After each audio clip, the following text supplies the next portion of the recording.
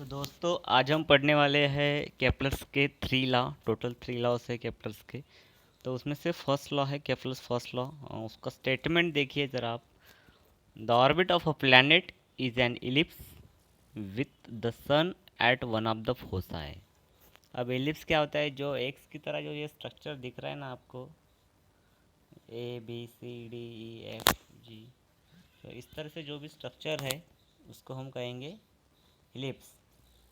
तो ये जो इलिप्स है और उसके इलिप्स के बीच में अगर जैसे सर्कल को हमको एक सेंटर रहता है, सर्कल को सेंटर रहता है, तो जैसे ही इस इलिप्स को दो सेंटर रहेंगे, एक थोड़ा सा लेफ़्ट साइड में एक राइट साइड में, तो उनको हम कहेंगे फोसाई। ये जो वर्ड आया है यहाँ पे वन ऑफ द फोसाई, तो उन दोनों में से कोई भी फोसाई के ऊपर, तो चलो एक फोसाई के ऊपर ले लिया। तो यहाँ पे सन जो दिखाई दे रहा है वो फोसाई पे है, एक सन। ये एक तरह की प्लानिटरी सिस्टम है हमारी सोलर सिस्टम, बीच में सन रहता है और बाकी ऑर्बिट में प्लैनेट घूमते हैं।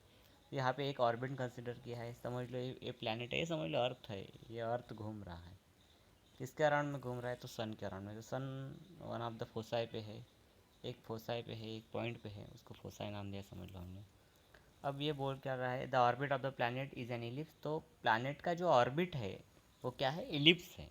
इसको बोलेंगे इलिप्स, एक्स की तरह स्ट्रक्चर है वो, with sun at one of the foci. और सन क्या है? एक फोसाई पे है। बस ये है हमारा केप्लर का first law.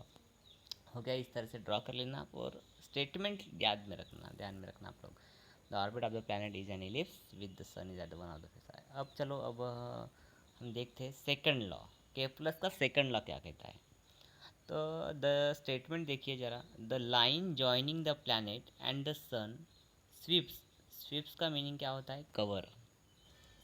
Sweeps means cover करना, उतना एरिया कवर करना। Sweeps equal area in equal interval of time. The line joining the planet and the sun.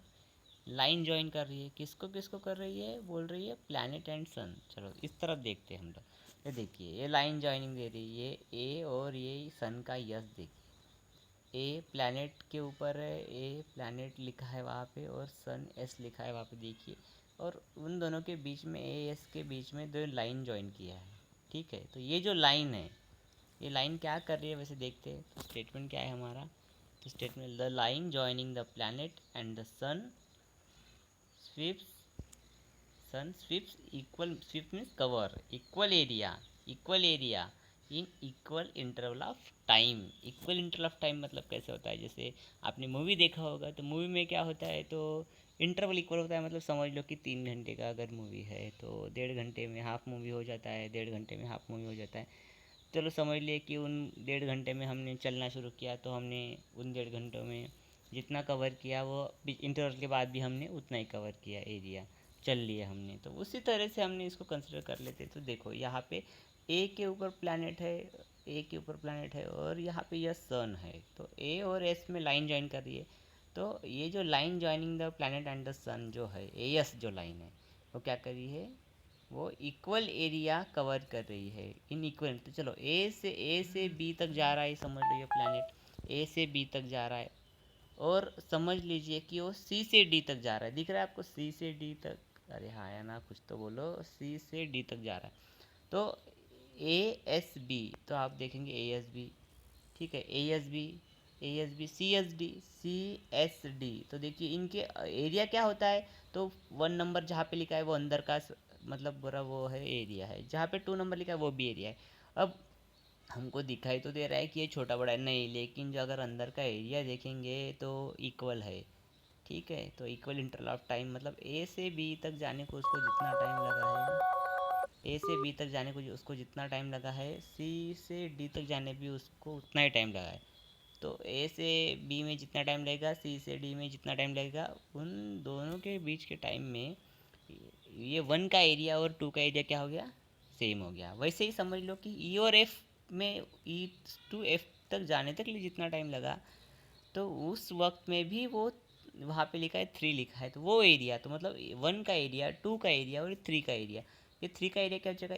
E S F. ये देखो ये तीनों एरिया सेम है, लेकिन हमको दिखने के लिए इंटरवल सेम है। समझ लो ए टू बी तक जाने के लिए उसको 2 सेकंड लग गया, सी टू डी के जाने के लिए 2 सेकंड लग गया, ई टू एफ तक जाने के लिए 2 सेकंड लग गया। तो देखो इंटरवल इक्वल है 2 सेकंड 2 सेकंड 2 सेकंड, ऐसे इक्वल इंटरवल है।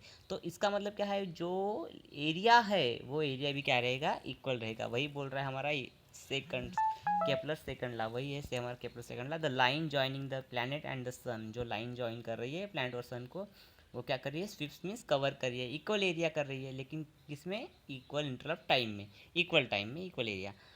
ठीक है, ये हो गया हमारा सेकंड लॉ। आप स्टेटमेंट लिख लीजिए, और ये जो फार्मूला है यहाँ पे जो लिखा है equation, area A S B equal to area C S D equal to area E C E S F, इस तरह से लिख लिया, बस हो गया इतना ही। अब चलो देखते हैं के प्लस थर्ड लॉ। इस थर्ड लॉ का स्टेटमेंट क्या है, the square of the period of revolution of the planet, the square of period of revolution. तो पीरियड ऑफ रिवॉल्यूशन जो ये तो टाइम से रिलेटेड है, तो इसको हम सिंबल ले लेते टी, जैसे नीचे में दिया ही है।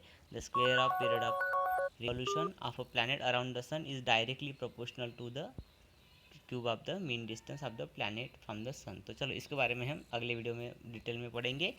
तब तक आप दो वाले अच्छे से पढ़ लीजिए, उनको लिख लीजिए, और हम यहाँ पे इस वीडियो को अभी हम स्टॉप कर लेते हैं।